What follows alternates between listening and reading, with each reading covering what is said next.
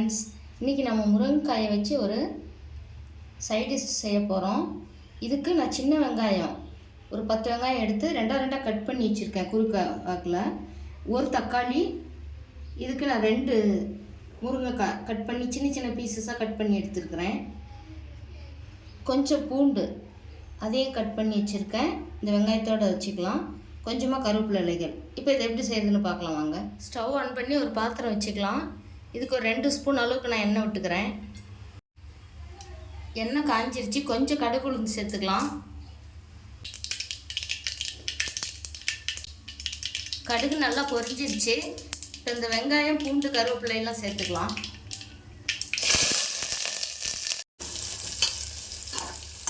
வெங்காயம் பூண்டுலாம் கொஞ்சம் நேரம் வதங்கட்டும். இது கொஞ்ச நேரம் வதங்கி வந்துருச்சு. இப்போ ஒரு தக்காளி கட் பண்ணி வச்சுருக்கு, இதை இதோட சேர்த்துக்கலாம்.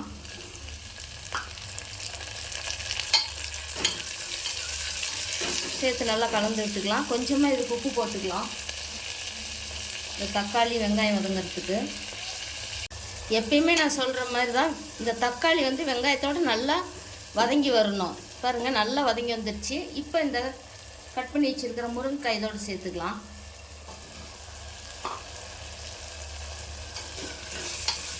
சேர்த்து கொஞ்சம் கலந்து விட்டுட்டு இதுக்கு மசாலா தூள்லாம் சேர்த்துக்கலாம். ஒரு 1/4 ஸ்பூன் சாம்பார் பொடி, குழம்பு மிளகாத்தூள் 3/4 ஸ்பூன், கொத்தமல்லி தூள் 3/4 ஸ்பூன்.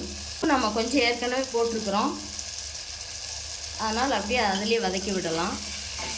கொஞ்ச நேரம் வதங்கட்டும். இந்த மசாலா தூள்லாம் அந்த காயோடு சேர்ந்து நல்லா வதங்கி வந்திருக்கு.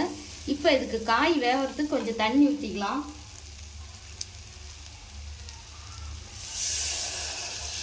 இந்த காய் மூழ்கிற அளவுக்கு தண்ணி ஊற்றிக்கலாம்.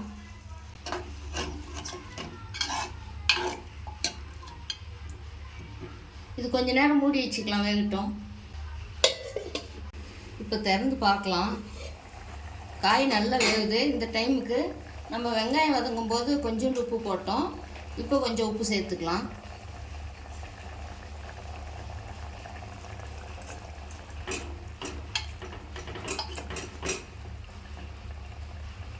திரும்ப மூடி வச்சுக்கலாம். இன்னும் ஒரு 2லேருந்து 3 நிமிஷம் வேகட்டும்.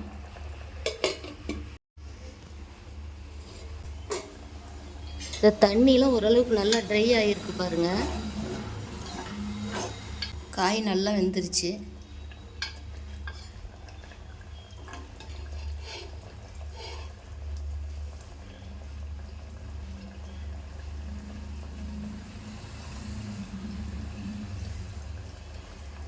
இறக்கிடலாம். இது சாப்பாட்டுக்கு, இட்லிக்கு, தோசைக்கு தொட்டுக்க ரொம்ப நல்லாயிருக்கும். இதே போல் நீங்களும் செஞ்சு பாருங்கள். செஞ்சு பார்த்துட்டு உங்களுடைய கருத்துக்களை கமெண்ட் பாக்ஸில் சொல்லுங்கள். இந்த வீடியோ பிடிச்சிருந்தால் லைக் பண்ணி ஷேர் பண்ணுங்கள், சப்ஸ்கிரைப் பண்ணுங்கள். தேங்க்யூ.